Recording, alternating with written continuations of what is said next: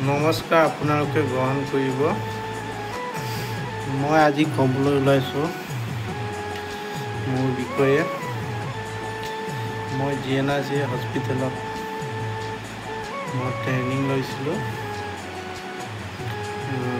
স্বাস্থ্য মিত্ৰৰ কাৰণে। মই আপোনালোকক জনাবলৈ কি পাইছোঁ যে মই এই কামটো মই ভৱিষ্যতলৈকে কৰিম আৰু আপোনালোকৰ গাঁৱে গাঁৱে মই ঘৰে ঘৰে সুস্বাস্থ্যৰ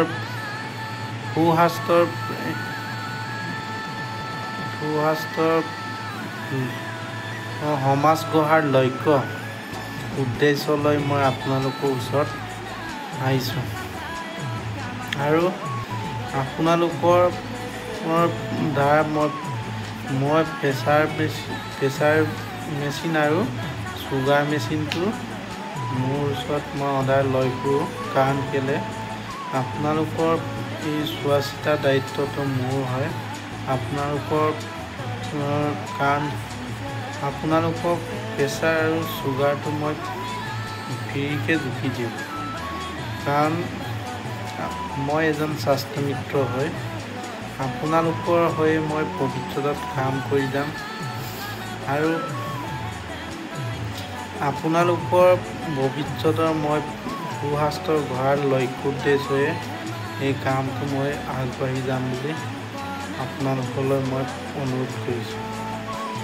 আৰু প্ৰত্যেক ঘৰত মই যদি সোমাই যাম তেতিয়াহ'লে আপোনালোকে মোক মইতো নতুন মানুহ। এতিয়া মইতো ক'বলৈ গ'লে আপোনালোকৰ বিষয়টো মই একো নাজানো।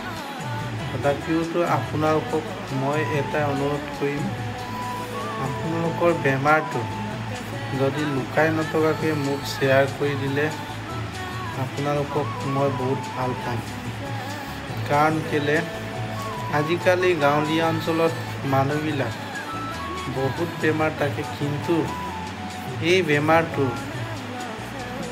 কি হয় কি নহয় মানে ক'বলৈ সহজ ভাষাত ক'বলৈ গ'লে আমাৰ গাঁৱলীয়া মানুহবিলাক বেমাৰ ওলায়ে থাকে, কিন্তু এই বেমাৰটো গুৰুত্ব নিদিয়ে।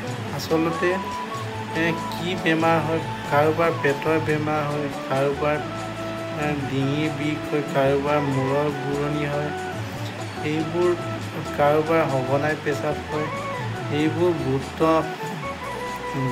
নিদিয়ে। কাৰণ কেলৈ এইটো দুদিনৰ পাছত এই বেমাৰটো কি হ'ব পাৰে, আমাৰ কিডনী ফেইল হ'ব পাৰে, কাৰোবাৰ ব্ৰেইন টিউমাৰ হ'ব পাৰে। কিন্তু আমাৰ মানুহবিলাক কি হয়, আমাৰ মানুহবিলাক এইটো গুৰুত্ব নিদিয়ে। একচুৱেলি কেলৈ আমাৰ মানুহবিলাক মানে সুস্বাস্থ্যৰ বিষয়ে ইমান জ্ঞান নাই, সেইকাৰণে গুৰুত্ব নিদিয়ে। সেইকাৰণে আপোনালোকৰ ওচৰলৈ মই আহিছোঁ স্বাস্থ্য মিত্ৰ হিচাপে।